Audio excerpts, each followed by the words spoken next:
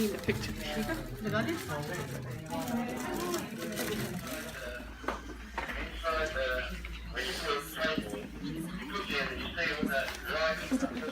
Over here.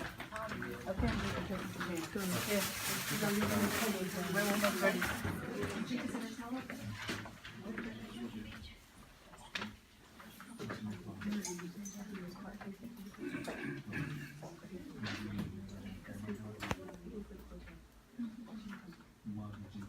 Raise awareness of mental health.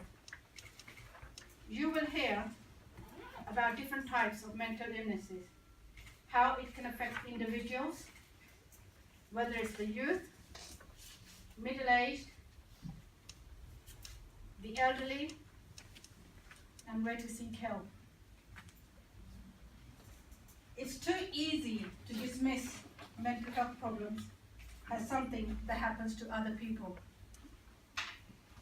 Someone you know might have mental health problems right now. A family member, your friend, your workmate, or you yourself may be suffering, but may not be able to tell anyone. Our aim with this workshop will be to familiarize. But I still wonder why you're here. I'm here because I want to be able to identify and see if there's any signs that I can identify within my classroom with the children that I work with. Right. Yeah. Okay. Anyone else who wants to come forward? Right. It's okay if you don't, but maybe it's a good thing that you are here. I'm Maria. I joined the charity about 4 months ago. It was just by accident we met with Neelam in a function, I think. And someone said to me, just sit next to this lady and just talk. So we started talking, and very soon we felt that we've got lots in common. And then I visited her for the first time, met her family, and I just felt, wow, you know, very inspirational people, lot to talk about, and definitely a lot to do and lots of spirit.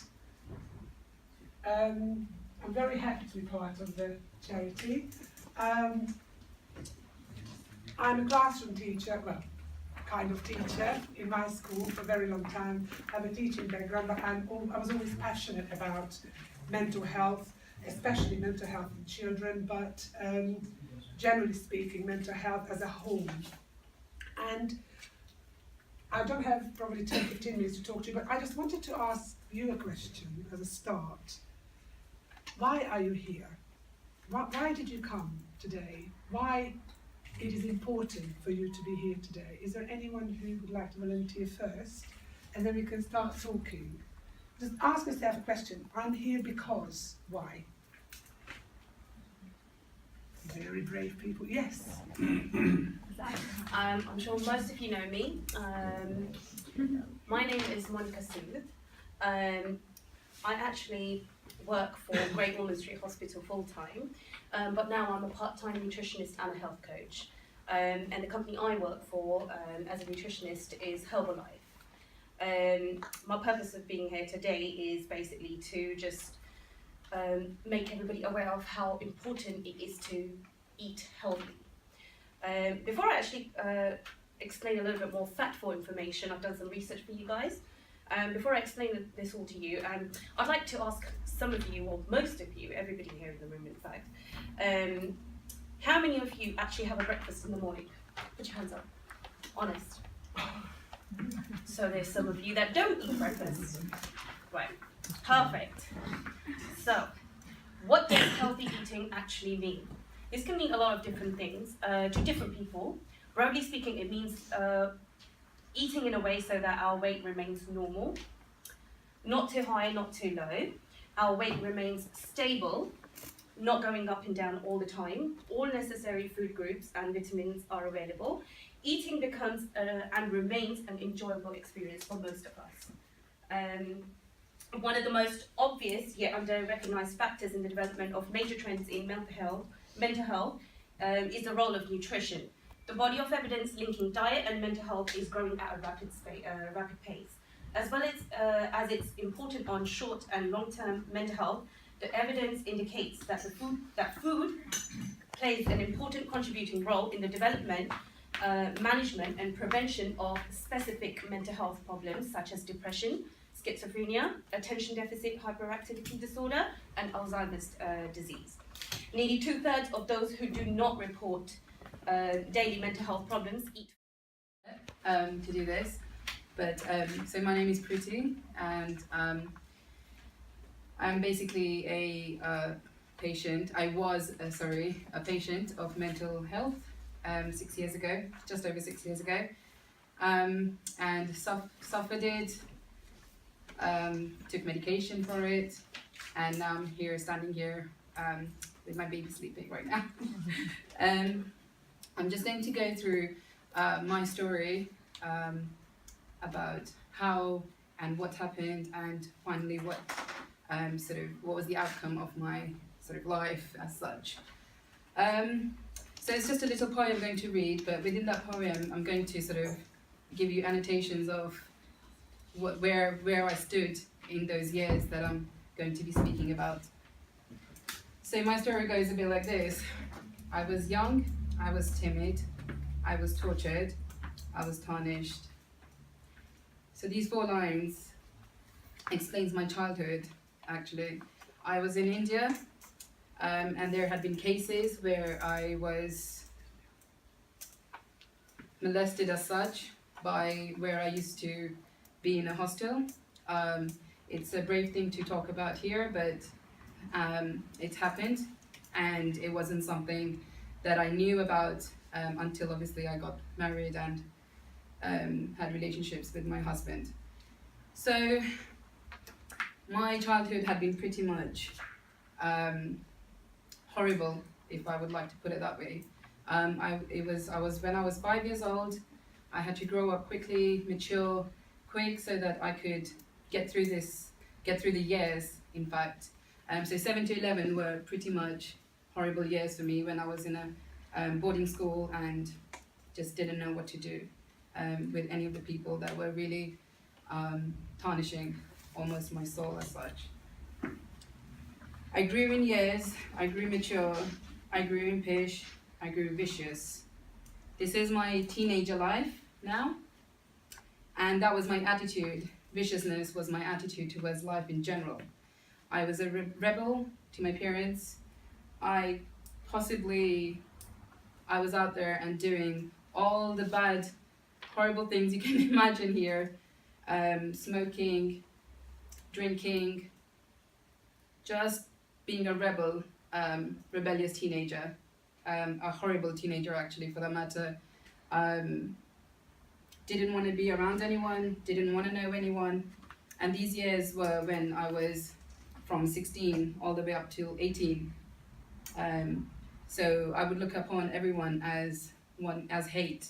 All I had in my heart was hate for everyone, and that made me more and more vicious. I turned to blood, I turned to bodies, I turned to humanity, I even turned to dignity.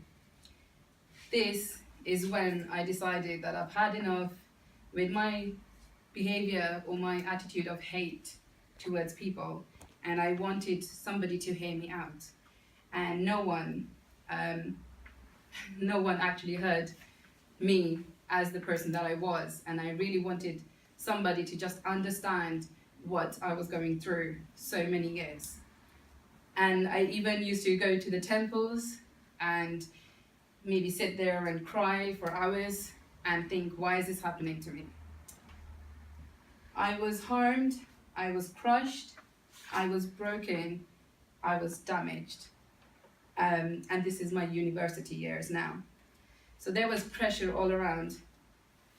I had to be a degree holder. I had to be a good example to my sisters, as I'm the oldest in the family. I had so many pressures of trying to keep myself free from all of these factors around me, bad company as such, that we say. And I wanted to just stay away from. But finally, when I got to the university level, I was completely damaged inside. And then one day I grew a tongue, I grew a soul, I grew an entity, and I grew a personality. This is 6 years ago when I finally was damaged. Somehow, somewhere, someone saw me. And that was the day they picked up me from this classroom and said, "You, my dear, I have been working in mental health for 14 years. You are severely depressed and you don't even know." He said, "What would you like me to do right now for you?" And I said, "There's nothing in this world you could do for me right now." He said, "Yes, I can." And he shifted me into the ambulance. I didn't want an ambulance, I didn't want to go to the hospital. And that was it. He put me in the ambulance and he sent me to Homerton Hospital. And I still remember the day I was sitting there almost as if a little baby is sitting in a mother's womb. I was sitting with my back against a wall and I thought to myself, what have I done to be here in this place? And then that's when I grew a tongue, like I said, and I grew a soul, because a person sat next to me and spoke to me and told me and asked me. He heard me, he listened, he told me, spoken to me. However he did it, I don't know. But when I came out of all this, finally, I turned ecstatic, I turned scenic, I turned assertive, and now I feel I've turned out to be perfect.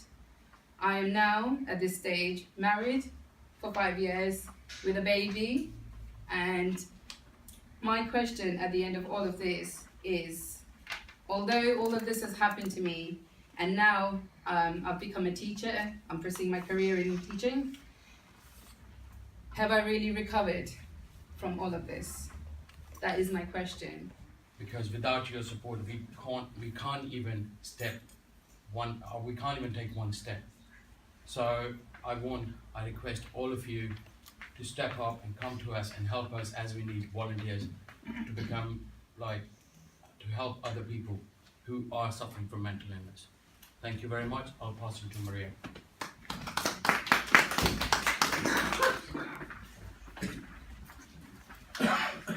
My makeup is gone because I just got a bit emotional from what you said. I think you made it, and I think you can all agree that she did make it. More than just made it. So, very inspirational young woman, first of all. Yes, networking. Again, going back to the same thing. What does it mean? Networking, ideally, I can give you lots of websites. You can go on Google and just type in mental health and they can give you lots of different charities and websites. But really, the most important thing is talk.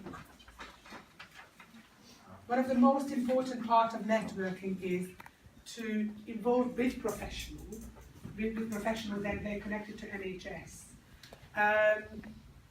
You've got mindfulness website, which is an alternative support for people to, is there anyone who knows mindfulness? Okay, good. So again, mindfulness, which enables, and I think one of the workshops I would like to run if I can, would be based on mindfulness and show people how can they do that, how can pick up on strategies to help themselves. But one of the most important things is to come and never be on your own. Come and be in the newspaper several times. We made a name for ourselves because we do care and we actually wanted to make, and we want to make a difference if we can. So this is it from me, and I think Neelam, you coming to say final closure. Right. We've come to the end of our successful workshop.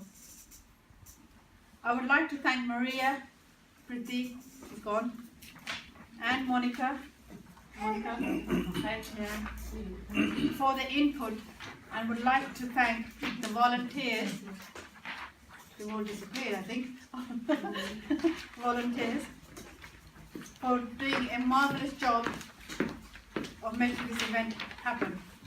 I'd also like to thank Sohail and Barbie, who come all the way from Holland to participate in this event. Thank you. Last and not least, I would like to thank you all for coming, and would like to see you again at another one of our workshops, and hopefully we bring some guests along with you. Thank you once again.